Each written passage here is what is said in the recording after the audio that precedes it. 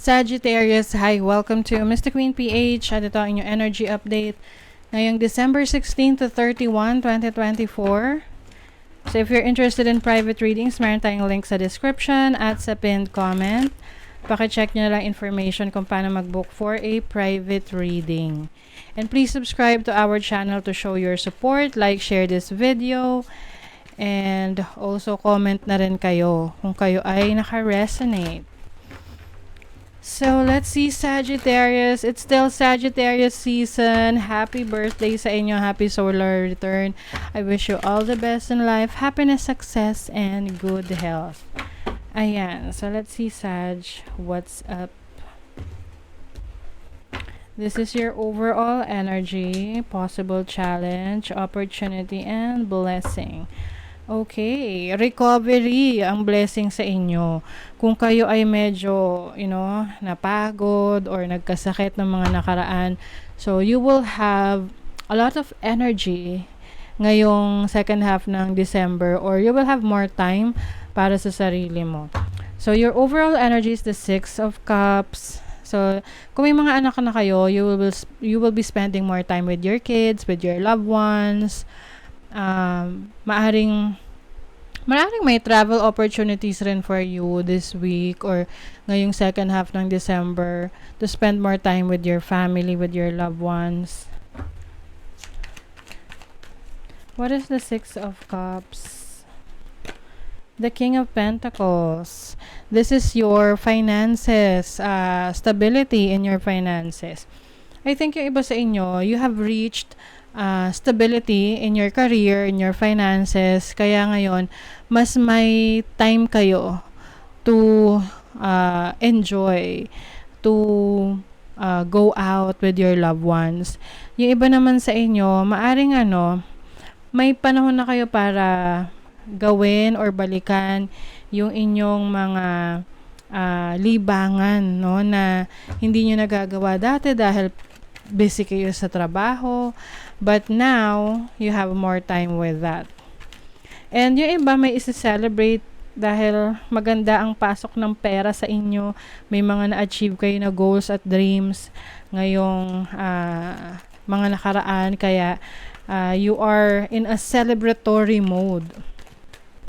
And then your possible challenge is the 3 of Wands. Yung iba may namimiss. Meron kayo namimiss kasi pwedeng itong tao na to ay malayo sa inyo for some reasons, hindi kayo pwede magkasama. Page of Swords. Oo, pwede rin merong misunderstanding, miscommunication. Kaya naman kailangan rin dito yung magpakumbaba, no? Kung namimiss mo, edi kausapin mo. Kung namimiss mo, mag-reach out ka. Oo. Ganun lang naman kasimple. Ngayon, kung umayaw, edi saka ka mag-react, saka ka malungkot. Kasi you'll never know, gusto rin naman pala makapag-usap or makipag-ayos, diba? Yung iba naman sa inyo, ang challenge is, maaring meron kayong ina-expect na, let's say, project, pera, opportunity, na medyo madedelay. Oo, hindi pa siya magsisimula ngayong second half ng December. Baka next year pa yan. Kasi Temperance, this is your opportunity. So may pagkakataon ka ngayon na maghintay, to be more patient, maging relaxed, at to do things in moderation. What is Temperance? You have the 9 of Swords. Oo. Yung iba kasi, pwedeng medyo naging parang busy, marami kayo masyadong ginawa, and hindi kayo masyado nakapagbigay ng oras at panahon sa inyong sarili. So, this time, you have the opportunity to take care of yourself. May opportunity rin kayong umiwas sa mga bawal. Mga bawal sa inyo, bawal na pagkain, bawal na sitwasyon, or bawal na gawain. Your blessing is the 4 of Swords.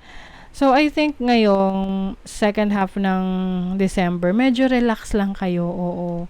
Kasi everything is under your control. Kumbaga, may mga challenges man, pero alam mo yun, hindi siya ganun malaking impact sa'yo. So, everything is under control, lahat nakaplano na. Kumbaga, bago matapos ang taon, na-set mo na yung mga pagbabago na gagawin mo or yung mga activities na gagawin mo sa susunod na taon. So, ngayon, relax ka na lang. Ini-enjoy mo na lang yung mga araw para hintayin bago matapos ang taon. Alam mo yun? Na all set ka na. Let's see what else. Fork in the road. Oh, this is a decision making that you need to do. Maari kasing napapaligiran ka ng mga taong merong may a-advise sa'yo or merong masasabi about your situation or pwede ikaw mismo humihingi ka ng advice sa kanila. But at the end of the day, ikaw yung merong sarili mong decision dyan. Oo. Marami kasing options sa'yo na hindi naman yan lahat pwede mong pagsabay-sabayin. Clean it up. You are removing anything that is toxic, anything that is no longer serving your highest good, anything na may clutter sa buhay mo. So, I think magkakaroon ka ng clarity, no? Yan, to be fair. So, I think ngayon, you are balancing your situation, especially in making decision, kung what is best for you, what is not. So, ang importante kasi dyan is meron kang sapat na kaalaman, may karunungan ka, may wisdom ka to choose what's best for you. Ayan ang daming owls. So, if you are seeing owls, it's a confirmation na you are on the right track. Tama yung landas na tinatahak mo. Sa money, career, finances, may bago kang business ideas or creative ideas sa trabaho mo, sa career mo, sa business mo na maaring magdala to ng bagong pera. Oo. A new source of income. So, you just have to work on it, research about it, and take action. Mag-ingat sa mga taong makakahalubilo mo, no? Sa trabaho, sa career mo, sa business. Kasi yung iba dyan, pwedeng isabotahe ka, lalo na kung may halo ng inggit, no? May insecurities na sa trabaho. So, be careful. Sa love life, ayan, you have a lot of options. I think isa rin sa decision making ninyo related sa love life kung may relationship ka, maaring meron kayong major decision ng partner mo, saan nyo nadadalhin yung relasyon nyo. If you are single, pwedeng iniisip mo, ready ka na ba for a commitment?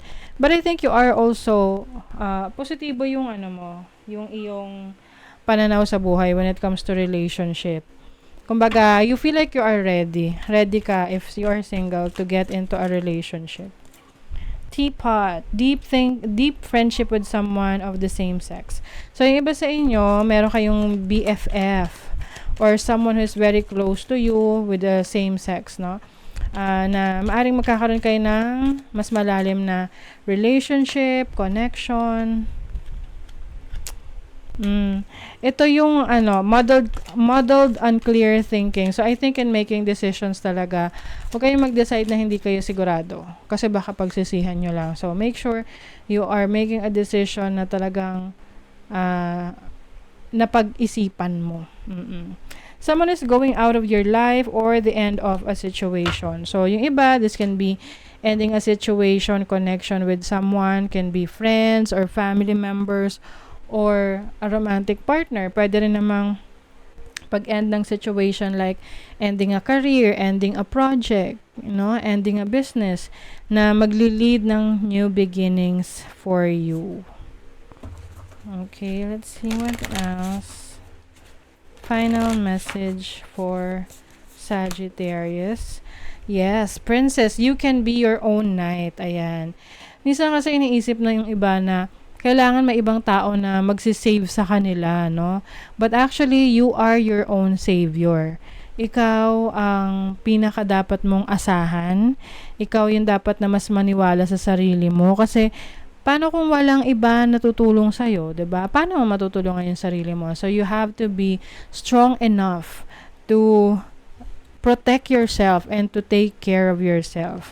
Because ikaw yung lifesaver din. Ikaw yung sasalba sa sarili mo. Ano man yung sitwasyon na meron ka. Okay? So that is your reading, Sagittarius. Thank you so much. Bye.